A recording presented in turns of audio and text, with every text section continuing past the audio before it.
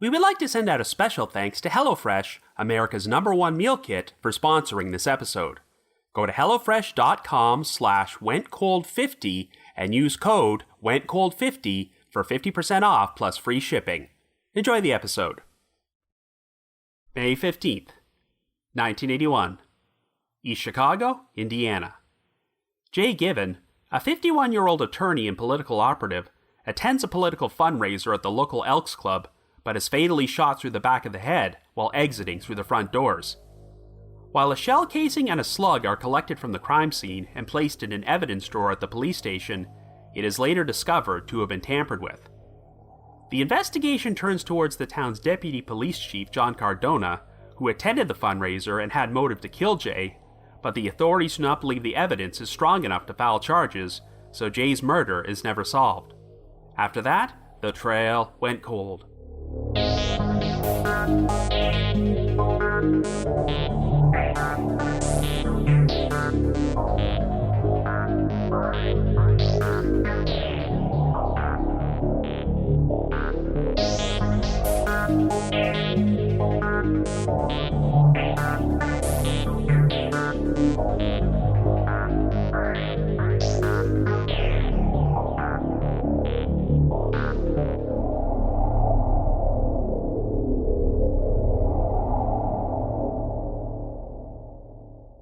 Hello everyone, and welcome to our latest episode of The Trail Went Cold. I'm your host Robin Warder, and today we're going to be exploring a cold case involving corruption and political intrigue, the 1981 murder of Jay Given. This story was once featured on Unsolved Mysteries, and I consider it to be one of the more underrated cases from the show since it has never got a lot of discussion online. But it's certainly an unusual crime, because it involves a man being shot to death in the lobby of a building where a political fundraiser was taking place, but even though there were over 400 people there, none of them would admit to having witnessed the murder or seen the shooter. If that wasn't enough, the man most suspected of being the killer was the deputy chief of the local police department.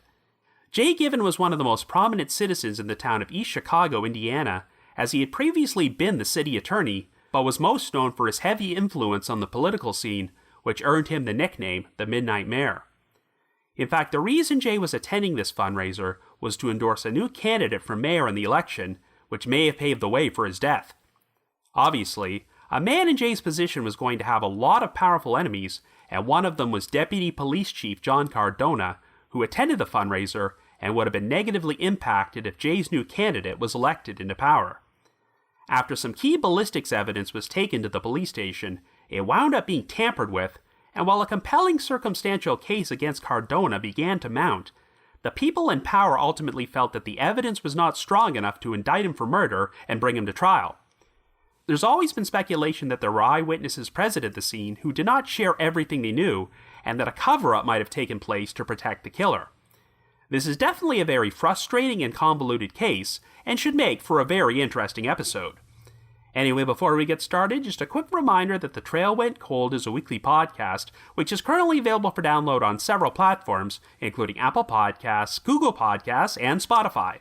So if you like this podcast, be sure to subscribe to it, and please leave us a rating or a review on any of those sites to help spread the word and garner us more exposure. The Trail Went Cold is on Patreon, so if you would like to learn how to support the show, please visit our page at patreon.com/thetrailwentcold. For as little as $1 a month, you can garner access to exclusive rewards, including stickers and thank you cards, early access to episodes, and bonus content. So with all that out of the way, let us now delve into the murder of Jay Given.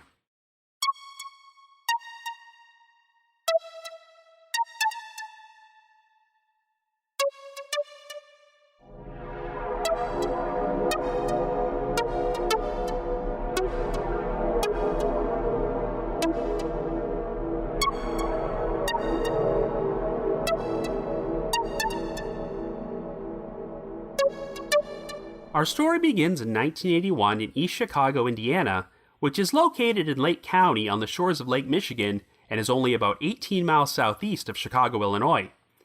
East Chicago is considered to be a blue-collar town and home to the Indiana Harbor and Ship Canal, which connects the Great Calumet River to Lake Michigan, and the town had a population of around 39,000 people at that time.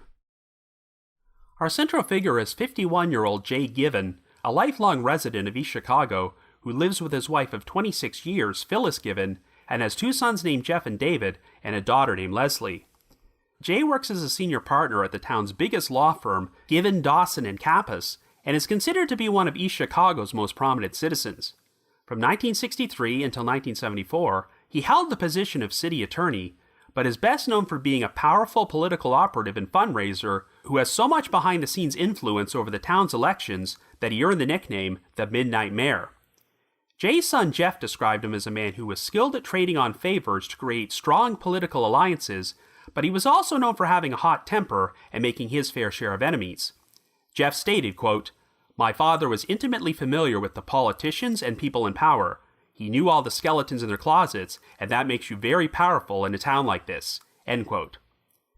Jay played a major role in helping get East Chicago's current mayor, Robert Pastrick, elected to the position in 1970, but even though Jay was one of Pastrick's closest advisors and friends for years, the two men eventually had a falling out. Pastrick had appointed Jay to be the legal consultant on East Chicago's sanitary board, but some of the town's city councilmen had such a dislike for Jay that they refused to approve any of the mayor's projects while Jay was working under him. As a result, Pastrick removed Jay from the sanitary board, and another major breaking point in their relationship occurred in 1977 when Sanitary District Superintendent Joseph Rakowski was convicted of using $60,000 in city funds for the purchase of gifts for political rallies and fundraisers. When Rakowski went on trial, Pastrick testified that this practice was done with Jay Given's full support and authorization while he was serving as the city attorney. Jay's falling out with the mayor became so heated that he filed a pair of lawsuits against Pastrick and a number of other city councilmen for alleged violations of open meeting and records laws. By 1981, Jay was determined to have Pastrick removed from office and hoped to see another candidate take his place as mayor in the next election. He was planning to back N. Adderson Spann, the Lake County Commissioner and the most prominent black politician in the area. On the evening of May 15th, a political fundraiser was being held for Spann at the local Elks Club building on Magoon Avenue, and while Jay ordinarily did not attend many fundraisers, he knew that a number of prominent city and county officials from the area would be there, and this was a good opportunity to work the room. Jay knew that the Hispanic American population in East Chicago were gaining a lot of political strength and planning to back Robert Pastrick in the next mayoral election. At the time, Hispanics comprised 40% of the population of East Chicago, whereas white and black citizens each comprised 30%, so Jay felt that attending a fundraiser for Spann would help solidify the white and black power blocks and increase Spann's chances of being elected. Jeff Given, who was 25 years old at this point, had recently returned home to his parents' apartment after completing his first year at Indiana University's law school, and he also began clerking at his father's firm. Jay obtained 2 tickets for Spann's fundraiser and wanted Jeff to attend with him, but since Jeff had already made plans that night, he declined. According to Jeff, this made his father angry, and when he left to go out, Jay was still refusing to speak with him. However, Jeff did not anticipate that this would be the last time he ever saw his father alive. At around 9:30 p.m., Jay arrived at the Elks Club building in order to attend the fundraiser, which was taking place on the second floor and attended by over 400 people. For the next hour and a half, Jay proceeded to mingle with Spann and the other attendees, but shortly after 11 o'clock, he told everyone that he needed to go because he and his wife were leaving on a trip to Cleveland the following morning. He then headed downstairs into the lobby and walked towards the front doors, but before he could leave the building, Jay would become the victim of a murder. At 11:15 p.m., the East Chicago Police Department received an emergency call that a man had just been shot at the Elks Club. When police arrived at the building, they discovered Jay's body lying face down in the vestibule between the lobby and the front doors. He had been shot once through the back of the head from several feet away, and Jay's car keys, lighter, and a cigarette he was presumably planning to smoke were lying on the floor next to him. Jay was immediately transported to St. Catherine Hospital, but he was pronounced dead shortly after he arrived. Robbery did not appear to be the motive for the crime, as Jay still had his wallet, credit cards, and wristwatch on him. And while attending the fundraiser, Jay had won $300 in a raffle, but all the cash was left behind in his pocket. When he originally arrived at the Elks Club, Jay had parked his Mercedes at a cleaner's down the street, but the right side of his vehicle was now damaged as an unknown motorist had sideswiped it in an apparent hit-and-run. After the gunshot was heard, a number of people from the upstairs fundraiser flocked into the lobby, as well as the Jockey Club, a restaurant and lounge located on the first floor. Unfortunately, once they realized a murder had taken place, a number of these people panicked and ran outside through the front doors. Since they went through the vestibule and passed over Jay's body, they wound up trampling over the crime scene and tracking blood everywhere, and may have compromised potential evidence. When the police started conducting interviews, they could not find any witnesses who would admit to having seen Jay's murder or the individual who shot him. There were a couple of motorists and pedestrians outside the Elks Club building who reported hearing the gunshot, but none of them recalled seeing anyone exiting the building immediately after the shot took place. The most promising eyewitness was a firefighter named Mark Warholic, who attended the fundraiser. Sometime after 11 p.m., Warholic claimed that he left the event and walked downstairs to visit the bar at the Jockey Club. After spending a few minutes there, Warholic said that he left the club and walked across the lobby to the washroom and noticed Jay having a discussion with a man next to the vestibule. Shortly after entering the washroom, Warholic heard a gunshot and went back into the lobby to discover Jay's body lying on the floor in the vestibule, but the other man was now gone. Warholic described this man as being 6'1", having black wavy hair, and wearing a bluish-gray suit. The Given family were informed about Jay's murder, but the following day, they experienced additional trauma when someone fired a bullet through the living room window of their second-floor apartment. The Givens would later receive anonymous calls from a man who claimed to know the identity of Jay's killer. He said he would only reveal this information to Jay's wife Phyllis, but this did not occur, and the caller was never identified. Of course, Jay's death would lead to his lawsuits against Mayor Pastrick and the East Chicago City Council being dismissed. A shell casing from the murder weapon was found in the vestibule next to Jay's body, and the slug from the bullet would soon be recovered. As it entered the back of Jay's skull, exited through his forehead, passed through one of the glass front doors, traveled 63 feet across the street, and hit a brick building before it bounced back down onto the pavement. Aside from the damaged nose on the projectile, the slug was described as being in remarkably good condition and was collected by Inspector Paul DeCera of the East Chicago PD. DeCera put the slug and the shell casing in a bag and marked them as evidence before taking them back to the police station. However, even though it was standard practice to check these items into the station's evidence vault, DeCera decided to lock the slug and the shell casing inside a desk drawer in the crime lab, as he said he wanted to show it to some of the other investigators. DeCera soon mailed the evidence to the FBI crime lab in Washington, D.C. for analysis, but 2 weeks later, they informed him that the items had been tampered with.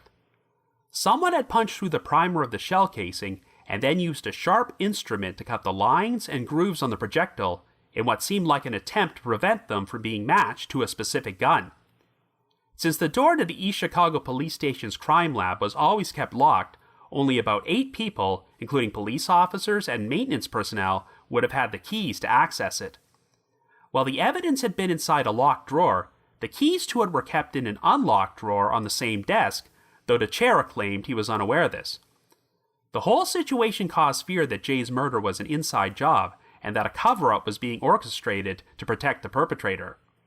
As a result, East Chicago Police Chief Stephen Robert Stiglich turned the investigation over to the Indiana State Police and the Lake County Metro Squad, which was comprised of homicide detectives from many different departments.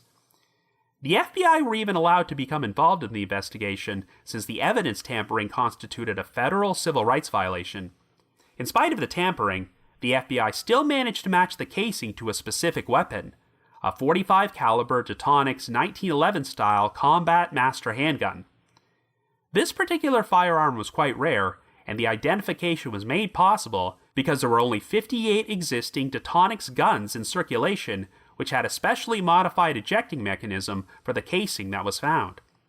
Well, it turned out that one of these guns could be traced back to 36-year-old John Cardona, the East Chicago Deputy Police Chief. Cardona was questioned about this and admitted to owning such a firearm, but said that his gun had been stolen from his truck 6 months before the murder. However, while police records did confirm that Cardona reported a gun stolen during this time period, it was listed as being a revolver, not a Detonics firearm. When Teixeira confronted Cardona about this discrepancy, he changed his story and said that he must have sold the gun instead. While Cardona was one of the few people who had access to the drawer containing the evidence, and one police officer would tell investigators that after Jay's murder took place, Cardona asked him questions about how a bullet or a casing could be traced back to a specific gun. The officer said he told Cardona that every bullet had two specific variables, and these same variables just happened to be the only markings which were tampered with on the slug which passed through Jay. It also turned out that Cardona had been attending the fundraiser at the Elks Club on the night Jay was killed. Cardona was an active member of the 2020 Club, a local Latino political group, but since they were supporting Robert Pastrick's re-election for mayor, they were not welcome at H. Addison Span's fundraiser.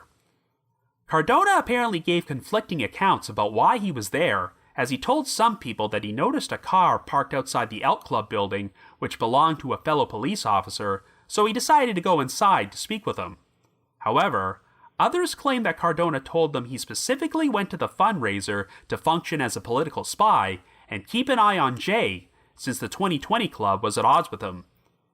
Jay had reportedly told people that if Span was elected mayor, Cardona would be, quote-unquote, walking the beat again. And there was one witness who said that Cardona appeared to be following and shadowing Jay at the fundraiser.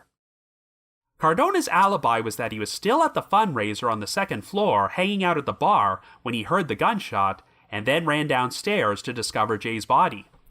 Many officers from the East Chicago PD confirmed that Cardona was in the lobby when they first arrived and saw him take command of the scene. However, no other witnesses could corroborate Cardona's whereabouts during the time period Jay was killed, as some other people who knew Cardona personally claimed that he had been sitting at the bar when the shot was fired, but did not recall seeing Cardona there. As you recall, Mark Warholic had seen a man conversing with Jay in the lobby right before he was killed, but while his description of the man and his clothing seemed to be consistent with Cardona and what he was wearing that night, Warholic was unable to make a positive identification.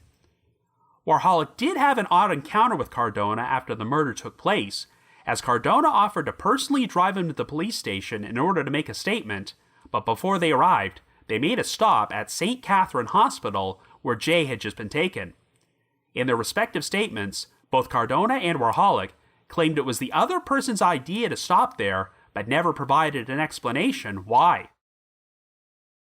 By the spring of 1982, the case was still not resolved, so Lake County prosecuting attorney Jack Crawford brought in a private attorney from Hammond named Joseph Van Buchelen and appointed him to be special deputy prosecutor on the case. Around the same time, a special grand jury investigation was launched containing testimony from hundreds of eyewitnesses. However, Van Buchelen got the sense that certain witnesses were not sharing everything they knew, possibly out of fear for their lives. One of them was a woman who had worked as a dishwasher at the Jockey Club, which was located several feet away from the spot where Jay was killed. Whenever her shift ended, it was common practice for her to wait on a bench in the lobby for a ride, yet on the night the murder took place, she said she left the building at 10:30 p.m. in order to walk home because she, quote-unquote, heard a voice in her head telling her to do so. Investigators got the sense that the witness was not being entirely truthful and may have seen something related to the murder. She made statements that she, quote-unquote, just wanted to forget that entire night, and said that if a high-profile figure like Jay Given could be killed, how could the authorities protect a nobody like her? There was another witness named Odessa Gamble who refused to cooperate and testify in front of the grand jury. According to Gamble, after she spoke to investigators and shared statements another person had made to her in regards to Jay's murder, both she and her children had been threatened and harassed by members of the police. Even though Gamble was informed that she would serve 10 days in jail for contempt of court if she did not cooperate, she still opted to accept that punishment rather than testify, stating she would, quote-unquote, serve the time if that is what they choose to do, play games with my life. There were other eyewitnesses who seemed to provide important information, but then turned out to have credibility issues. For instance, a gunsmith at a Detonics factory claimed he had repaired Cardona's Detonics handgun and was certain that the shell casing from the crime scene originated from this weapon. But upon further investigation, it turned out this gunsmith had never actually done repairs on Cardona's gun at any point. In the weeks following the murder, the Indiana State Police and the Lake County Metro Squad asked everyone from the East Chicago PD to take a polygraph, but Cardona was the only one who wound up failing. 2 years later, Cardona was asked to take a second polygraph while being questioned about the murder and the evidence tampering, but he refused to do so. Shortly thereafter, in August of 1983, after Chief Stiglich brought upon 2 disciplinary charges against him, Cardona was found guilty of the charges and dismissed from the East Chicago PD by the East Chicago Board of Safety. These charges included Cardona's refusal to take the second polygraph, as well as an incident from the summer of 1978 where Cardona had confiscated a .45 caliber automatic pistol while on duty and subsequently sold it. The grand jury investigation would last 2 years, and by November of 1984, Joseph Van Buchelen publicly announced that he believed they were close to an indictment and that it would likely occur within the next 4 months. However, this indictment never took place. Van Buchelen would later say that he felt the circumstantial evidence against Cardona was strong enough for an indictment, but Lake County prosecuting attorney Jack Crawford and members of his prosecutor's task force disagreed. Crawford told Van Buchelen that since Jay's murder and the evidence tampering had brought so much adverse publicity to Lake County, he felt he could not afford to lose the case and was reluctant to bring Cardona to trial unless the evidence against him was airtight. Crawford expressed his belief that while the evidence was strong enough to charge Cardona with murder, he was not so sure he could secure a conviction from a jury. After the grand jury investigation came to a close, the case would return to the spotlight 2 years later when a witness named Chester Newsom came forward, claiming that he had been outside the Elks Club building on the night of the murder. Newsom said that he looked through the glass front doors and saw Jay and Cardona arguing and shoving each other in the lobby before he heard a gunshot just seconds later. However, the issue was that Newsom was a convicted felon facing a lengthy prison term and was sharing information in hopes of cutting a deal for himself. While it turned out that Newsom had been present outside the Elks Club that night, he admitted that he was only there to steal cars and never actually saw Cardona. Another interesting development took place in December of 1986 when Van Buchelen announced that the investigation would be reopened because of some new developments involving Paul DeChara. DeChara had since relocated to Georgia, and when he testified in front of the grand jury 3 years earlier, he claimed to have no idea that the slug and the shell casing had been tampered with and did not realize this had occurred until after he sent the evidence to the FBI. But DeChara was now changing his story and told investigators that he noticed the tampering had occurred 5 days after the murder. DeChara said that he lied about this because he feared the authorities were going to make him a scapegoat and he could not afford to lose his job because he was a widower with 5 kids to support. In March of 1987, DeChara was indicted on the charges of perjury and false informing, but when he agreed to plead guilty to the charges 4 months later, he received a sentence of probation. Once again, the case faded from the spotlight, but it would receive national exposure when it was featured on an episode of Unsolved Mysteries, which aired in January of 1994. One of the primary goals of the segment was to identify a trio of witnesses who had attended the fundraiser at the Elks Club. Right before the shooting took place, a total of 5 people were heading down the stairs into the lobby, and while 2 of them were identified and questioned, the other 3 were not, and presumably left the building before the police arrived. The first 2 witnesses said they had been walking behind 3 black males, but did not personally witness the murder. However, they said the 3 males were at the foot of the stairs at the moment the shot was fired, so investigators wondered if they might have caught a glimpse of the killer. They hoped that at least one of these men might watch the Unsolved Mysteries segment and come forward to share what they knew, but none of them ever did. As for John Cardona, he had since relocated to Florida, and when Unsolved Mysteries contacted him about doing an on-camera interview, he declined and continued to maintain his innocence by stating, quote, "I didn't do anything wrong." Over the next 3 decades, the Times of Northwest Indiana newspaper would publish a number of articles about the crime, which often contained interviews with Jeff Given, who was still seeking answers about his father's murder. In an article published in December of 2009, it was revealed that investigators were still hoping to speak with the dishwasher who had been working at the Jockey Club on the night of the crime, as they felt she might hold key information. The Times was able to locate the witness's daughter, who said that she was now 80 years old and living in a nursing home in Texas, but still did not want to talk about the case for fear of her own safety. The Times would always seek out John Cardona for comment whenever these articles were published, but he never returned their phone calls, and things eventually reached the point where they were unable to locate him. Cardona's current whereabouts are unknown, and I'm not even sure if he is still alive.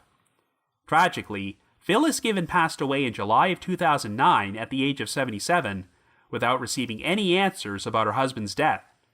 The investigation is still in a holding pattern, and after 4 decades, the murder of Jay Given continues to remain unsolved. So I guess you could say, the trail went cold. But before we continue, we would like to send out a special thanks to HelloFresh for supporting The Trail Went Cold. From chef-crafted seasonal recipes to their fresh and fit summer menu, HelloFresh brings flavor right to your door. Go to hellofresh.com/wentcold50 and use code WENTCOLD50 for 50% off plus free shipping. We're almost near the end of July right now, but I really can't think of a better way to take a bite out of summer than with HelloFresh. It's actually a peak time for summer produce, and the ingredients with every HelloFresh meal are delivered from the farm to your door in less than 7 days, which ensures a better quality that you can taste. In fact, HelloFresh allows you to get the best picks all season long and offers a lot more than just delicious dinners. Remember, it's summertime and the weather is nice and there's so much to do, so you don't want to spend a bunch of your free time making an extra run to the grocery store. Instead, just simply shop at the HelloFresh Market, as you will be able to add snacks, sides, and more to your weekly orders, and take your pick from a curated selection of over 100 items. One of my most recent HelloFresh meals was the chicken souvlaki dinner plate, which was also accompanied by dilly rice and feta sauce, as well as some fresh produce which was used to make a nice salad consisting of spring mix, lemon, Roma tomatoes, and mini cucumbers. Not only was the meal delicious, but it was also so convenient as well, as after it was delivered to my door, I was able to prepare it in only 25 minutes.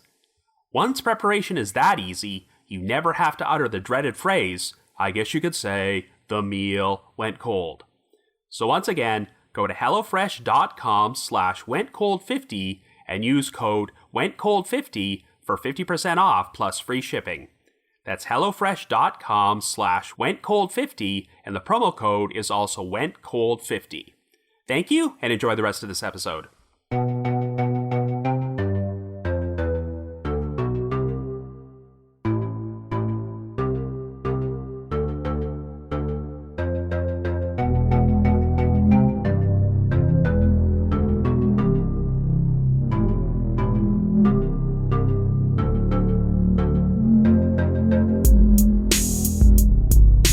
So I've covered hundreds of cold cases on The Trail Went Cold, and while some of them are completely perplexing, there are others which make me cry out, how in the world has this not been solved?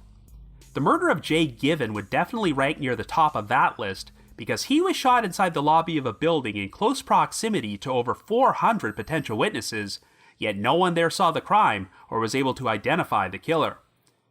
While there is a very compelling circumstantial case against the prime suspect, John Cardona, certain people in power have just never felt the evidence was strong enough to file murder charges. On one hand, I can kind of understand their logic, because if Cardona was the perpetrator, then this would definitely rank as one of the most brazen murders ever committed. And if Cardona went on trial, his attorneys could potentially point to some of his actions and use the, "Do you really think my client would be stupid enough to do this?" defense. This is why the Lake County Prosecutor's Office were reluctant to make an indictment without some sort of smoking gun, such as an eyewitness who could directly place Cardona at the murder scene. Given the stakes surrounding this case, as well as the politics involved, it sounds like the prosecution wanted to be 100% certain they could get a conviction before they took Cardona to trial. But on the other hand, it's also possible that Cardona was never indicted because certain people in power did not want this case to be solved, either because they had a personal dislike for Jay Given, or they were worried that a high-profile murder trial might bring some of the other dark secrets and corruption in the town to the surface. Jay was described as someone who knew all the skeletons in everybody's closet, but given that he was the deputy police chief, it's possible that Cardona had some dirt on people as well, and if he went down, he would not hesitate to take others with him. While this is certainly not the most mysterious case to be covered on this podcast, it's definitely one of the more fascinating because of all the political intrigue. I previously mentioned that East Chicago, Indiana is located about 18 miles outside Chicago, Illinois, but even though it only had a fraction of Chicago's population, it seemed like it had just as many issues with corruption. For the past 4 decades, Jeff Given has always been a major advocate for solving this case and keeping it in the spotlight. Jeff would be the first person to admit that his father was not a saint and could rub people the wrong way with his hot temper. I'm sure it still haunts Jeff that his final memory of Jay was seeing him get angry and refuse to speak to him because he declined his offer to accompany his father to the fundraiser at the Elks Club.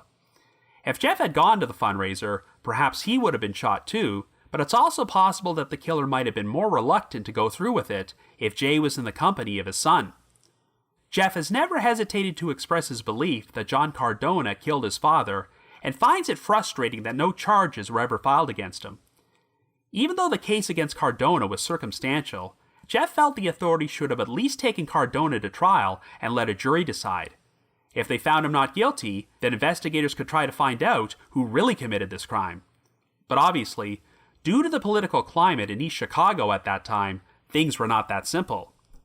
Before his father was killed, Jeff seemed eager to follow in his footsteps since he was attending law school and clerking at Jay's firm. But when he was interviewed for an article about the case published in 1994, Jeff revealed that he decided to abandon his career as a litigation attorney and was now running a company that sold promotional products such as personalized computer accessories. He stated, quote, "Very few people in politics in East Chicago seem to be very concerned with public service. I may not make as much money as I would have had I been in politics in East Chicago, but I'm happier. I can look myself in the face." End quote. I think Jeff perfectly summed up the political climate in East Chicago and Lake County in general when he made this remark, quote, "The thing is, in Lake County, you really don't have any check or balance system. In Lake County, checks and balances amount to, I've got something on you and you've got something on me, so let's get along and go along." End quote. It seems obvious that Jay Given had a lot of potential blackmail material on powerful people in Lake County and would not hesitate to use that in order to get what he wanted. However, while this certainly made Jay a number of enemies who wanted to bring him down, he was never actually charged with any crime. As an example, in 1976, Jay was implicated in a bribery scandal when Ben Lesniak, the director of the East Chicago Housing Authority, was indicted and convicted of accepting bribes from construction contractors. While Lesniak accused Jay and other city officials of also accepting bribe money during the scam, there was no evidence to prove his allegations. I suppose it will remain up for debate whether Jay legitimately kept his nose clean or if he just knew how to work the system to keep out of trouble, but it's crazy to see just how many prominent figures from East Chicago during that time period would wind up finding themselves in legal trouble. For instance, let's start with the mayor of East Chicago, Robert Pastrick, who once had Jay as a close friend and advisor until they had a major falling out. Even though Jay made an effort to have Pastrick ousted from office, he would remain mayor for a total of 33 years. But in 2009, Pastrick found himself at the center of a RICO case when he and other city officials were implicated in a sidewalks for votes scheme. This scheme occurred when Pastrick was seeking re-election in 1999, and these officials allegedly squandered $24 million in taxpayer funds on a sidewalk paving and tree trimming operation which did not serve any purpose besides allowing Pastrick to curry favor with voters.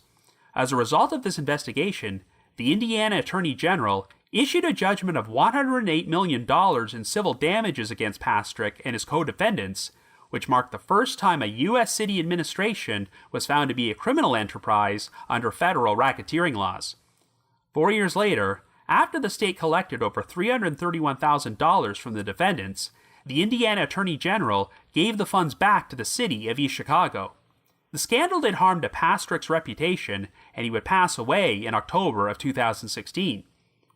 As you recall, at the time of his murder, Jay Given was endorsing Ann Anderson Spann to beat Pastrick in the next mayoral election, but Spann wound up becoming a problematic figure as well. By the end of the 1980s, Spann was convicted on various state and federal charges for such crimes as racketeering, bribery, and conspiracy. He received a 20-year prison sentence, though he was released after serving only 6 of them, and Spann died just last year in May of 2022. So even though John Cardona was the deputy police chief of East Chicago, it does not sound like the police chief, Stephen Robert Stiglich, was willing to cover for him, since he enlisted the help of a number of outside agencies to handle the investigation into Jay's murder. However, this may have been due to a conflict of interest, because 1 year earlier, Stiglich had been involved in his own scandal when he was charged with vote buying during a primary election for Lake County Sheriff. And guess who was called upon to be Stiglich's defense attorney? Jay Given. Stiglich ultimately agreed to plead guilty to the charge in exchange for a sentence of probation, and since he still got to hold on to his job as police chief and wound up becoming Lake County Sheriff a few years later, it really doesn't seem like he suffered any real consequences for his actions. And there's also the perjury charge which was leveled against Inspector Paul DeChara, who was responsible for locking up the slug and shell casing inside an evidence drawer before it was tampered with. It sounds like the authorities cleared DeChara of any involvement in the actual tampering, as he claimed he only lied about certain details because he feared he would lose his job. However, some sources out there have stated that DeChara lied in order to protect John Cardona from a potential evidence tampering charge. As if this story wasn't colorful enough, when DeChara was interviewed on Unsolved Mysteries, he appeared on camera sporting a patch over his right eye, though I was unable to find out the circumstances of how he lost his eye to begin with. But when you see how many of the authority figures in this case seem to have their hands dirty with something, it's no wonder this case was never solved. So now I'm going to take a few moments to talk about another unsolved murder which took place in East Chicago only a year and a half before Jay was killed. On December the 12th, 1979, 49-year-old Henry Babe Lopez, who was the East Chicago Park Superintendent and a former president and financial secretary for the United States Steelworkers of America, Local 1010, vanished without a trace. Lopez's city-owned Oldsmobile also vanished with him, and prior to his disappearance, he told a friend he had received a threatening phone call. Well, on January the 29th, 1980, the Oldsmobile was discovered in the Grand Calumet River.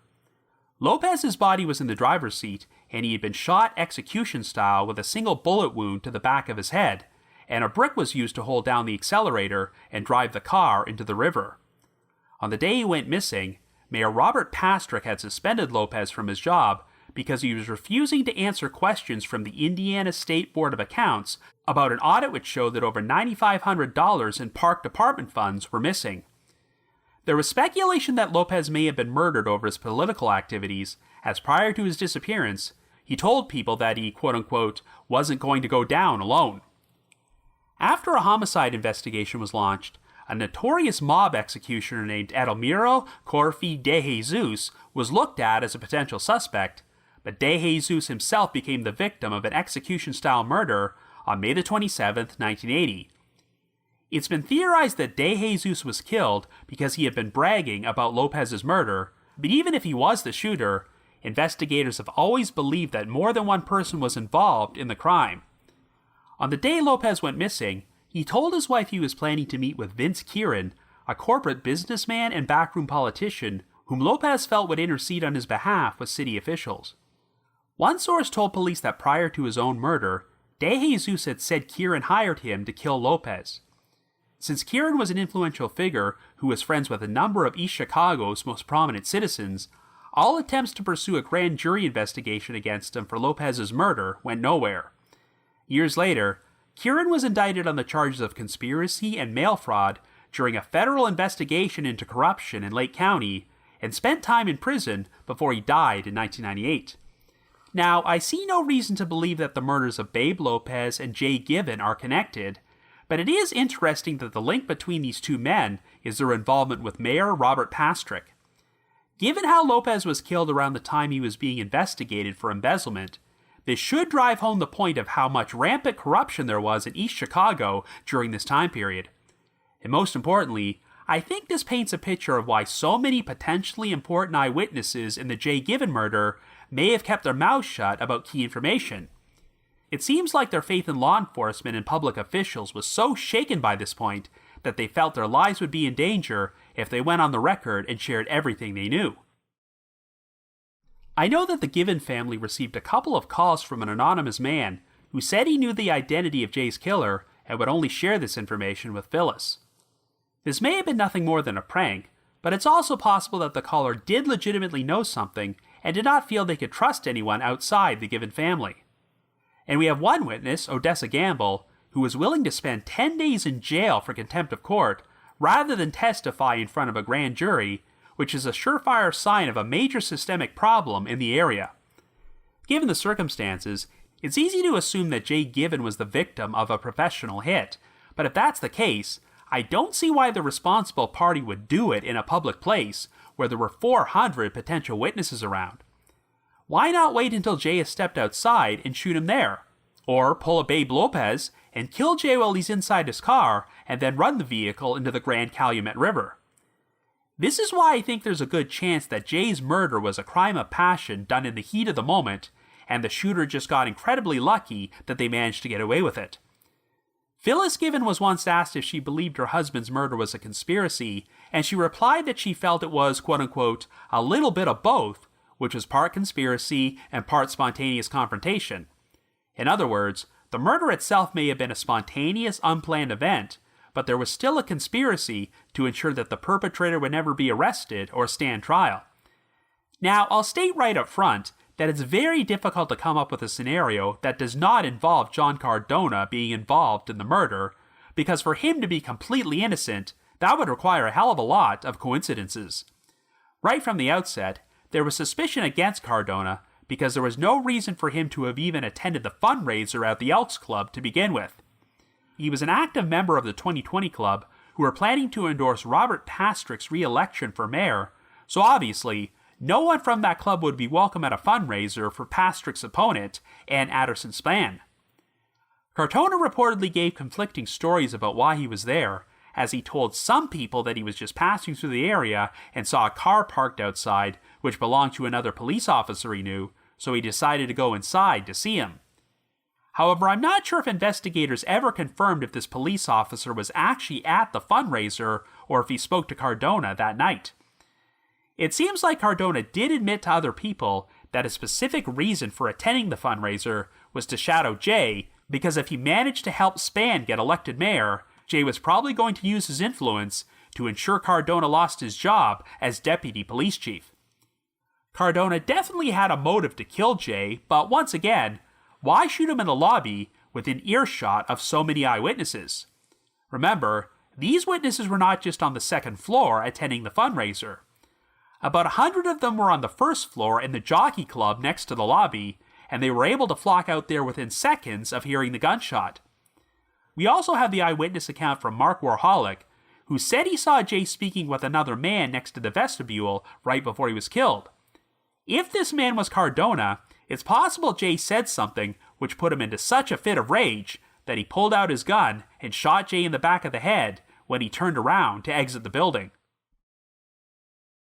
I have no idea what Jay could have said to Cardona to draw such a violent reaction, but one reason I'm inclined to believe the crime was not premeditated was that the murder weapon was a very rare .45 caliber Teutonix handgun.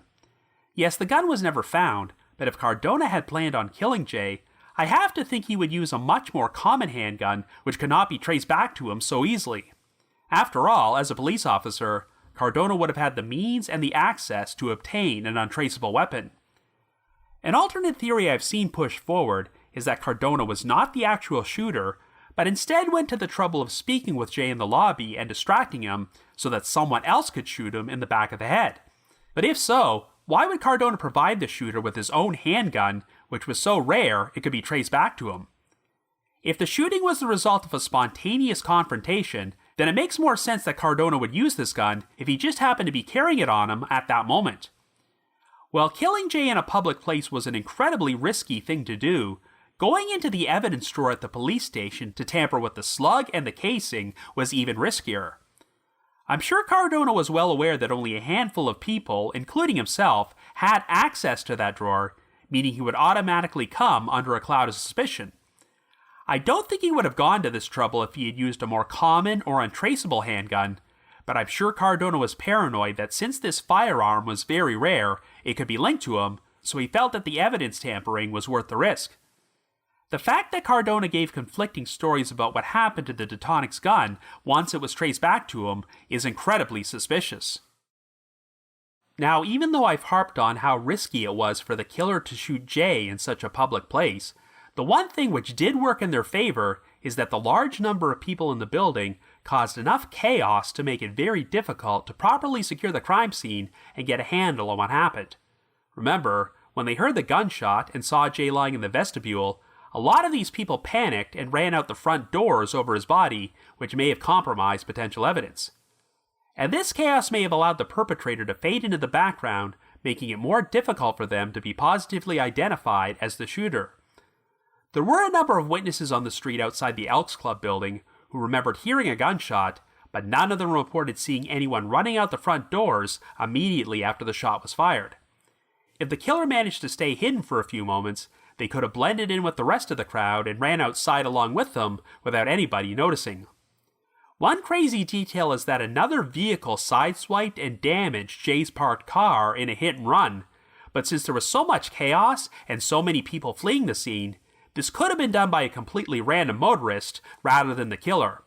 However, what's strange about this whole situation is that Mark Warholic said he was inside the washroom when he heard the shot, and when he ran out into the lobby and saw Jay's body, no one else was there.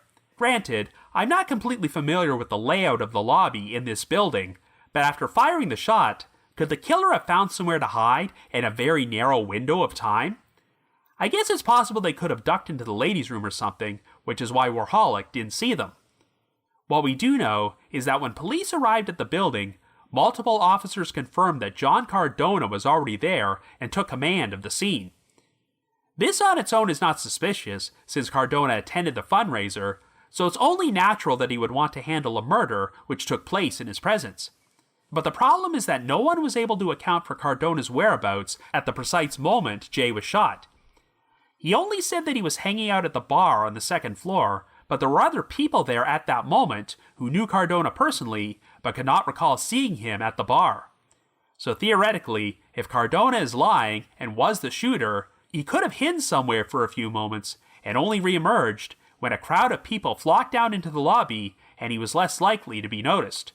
He then announces his presence by stating he's a police officer and is taking command of the murder scene, which also gives off the outward impression that he wants the crime to be solved.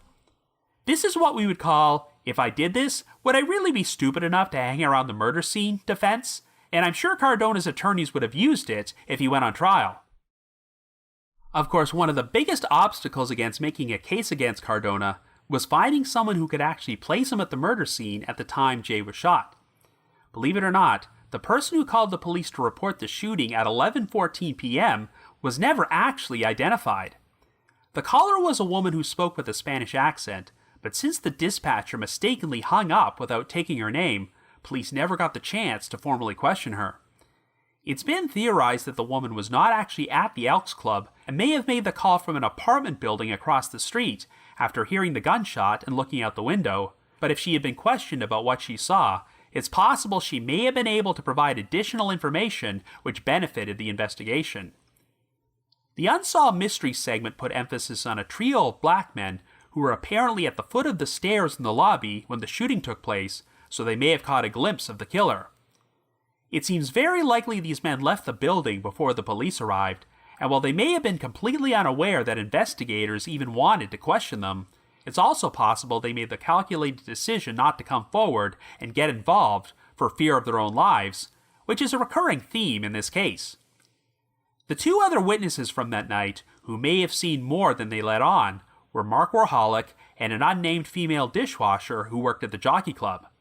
I mentioned earlier that when the Times of Northwest Indiana attempted to track this woman down in 2009, they spoke to her daughter, who revealed that her mother was now 80 years old and living in a nursing home. There's a good chance this woman has passed away by now, but even at that age, it seems she still feared that speaking about that night would put her life at risk. Even though it was her ordinary routine to wait for a ride in the Elks Club lobby when her shift ended, on this particular night, she decided to leave early and walk home and was conveniently absent when Jay's murder took place. I mean, it is possible she was telling the truth, but whenever investigators spoke with this woman, she apparently gave off the vibe that she was afraid and not sharing everything she knew. So could it be possible that she got a good look at the individual who committed this crime and could positively identify them? Well, if that's the case, and she had decided to go on the record as a witness, it sounds like she had no faith that the authorities could protect her. And the fact that she still apparently felt that way 38 years later while living in an entirely different state really seems to say a lot about the culture of fear in East Chicago in 1981. Of course, the most important witness in this whole affair was Mark Warholic, since he saw Jay conversing with another man right before his death, but could not identify him as John Cardona. From what I can tell, Warholic didn't flat out say that the man was not Cardona, as he may have just simply not gotten a good enough look at him to make a positive identification. After all, Warholic only mentioned the man's height and his hair color, but nothing about his facial features, so it's possible he only saw him from behind, though Warholic's description of the man's clothing was consistent with what Cardona had been wearing that night. I guess an alternate explanation is that the man may have just been a random innocent bystander that Jay stopped to chat with, and this guy left the building before Cardona or someone else showed up and shot Jay in the back of the head. However, the big red flag is that when Cardona drove Warholic to the police station to make a statement, they decided to take a detour and stop at St. Catherine Hospital, where Jay had just been taken. Even though Jay was mortally wounded, he was not officially pronounced dead until he arrived at the hospital, so if Cardona was the shooter, he may have wanted to confirm that Jay was not going to survive and identify him. Alternatively, the innocent explanation is that Cardona may have been concerned about Jay's well-being and just wanted to check on his condition, but the problem is that he never actually said this, as Warholic claimed that Cardona didn't provide any explanation for why they stopped by the hospital. And Cardona told investigators that it was Warholic's idea to go there, even though Warholic would have no logical reason to do so. I get the sense that Cardona may have wanted to take a ride with Warholic in order to pick his brain and find out what he did or did not see. Now, the authorities have never publicly accused Warholic of lying or not sharing everything he knows, but after being questioned by police a few times and testifying in front of the grand jury, Warholic hired an attorney and moved to Florida. And when the Times of Northwest Indiana attempted to speak with Warholic for their article in December of 2009, he declined their request to comment. If Cardona was the shooter, I still question whether he would have had enough time to disappear and hide in the seconds it took for Warholic to exit the washroom into the lobby after hearing the gunshot. But even if Warholic couldn't place Cardona at the murder scene, if he told investigators that he had seen Cardona conversing with Jay in the lobby, that still would have contradicted Cardona's story about being upstairs at the bar when the shooting took place. So I have to wonder if Cardona may have said or did something to Warholic during the ride to the police station, such as offered him a payoff or threatened his life, which prevented Warholic from making a positive identification. I certainly don't want to accuse Warholic of perjury, as he may very well have been telling the full truth, but it's still mind-boggling to me that the shooting could have taken place in a building filled with 400 people and not one of them saw the perpetrator. I definitely think there are at least one or more key eyewitnesses who could have broken the case wide open if they shared everything they knew, but elected not to do so out of fear. And the big issue with that is that 42 years have now passed, and a number of the witnesses and key figures in this case have since passed away. Anyway, it's really difficult, if not outright impossible, to come up with a theory which does not involve John Cardona being complicit in Jay Given's murder. We know that after being fired from the East Chicago PD, Cardona relocated to Florida, but his current whereabouts are unknown. We can't even be certain if Cardona is still alive, but if he is, he would be in his late 70s right now, and time is running out to charge him. This is not one of these cold cases in which DNA and forensic evidence will lead to an arrest, as it may require the right person coming forward with information. While the 42-year gap is definitely a disadvantage, the upside is that the passage of time may cause people to feel less fearful about speaking out. So if you happen to have any information about the murder of Jay Given, please contact the appropriate authorities. But if you just have your own thoughts about what happened, feel free to leave me a comment or send me an email to robin.warder@icloud.com. That's robin.warder@icloud.com. Now the reminder that The Trail Went Cold is on Patreon, so please visit patreon.com/thetrailwentcold to learn how you can support our podcast and become eligible for some pretty neat rewards.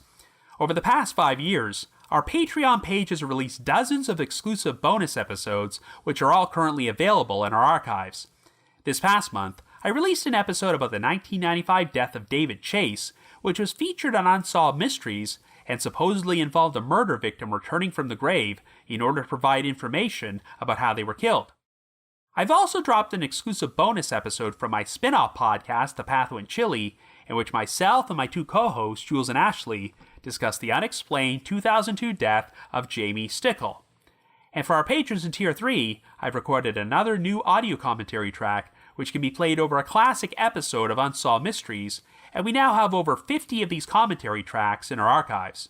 I'd also like to give a shout out to our most recent listeners who have signed up with us on Patreon this week, and they are Michael B., Kit C., and Jared K. Thank you so much for your support. Anyway, The Trail Went Cold will be appearing on Podcast Row at CrimeCon, which is being held from September the 22nd to the 24th at the World Center Marriott in Orlando, Florida.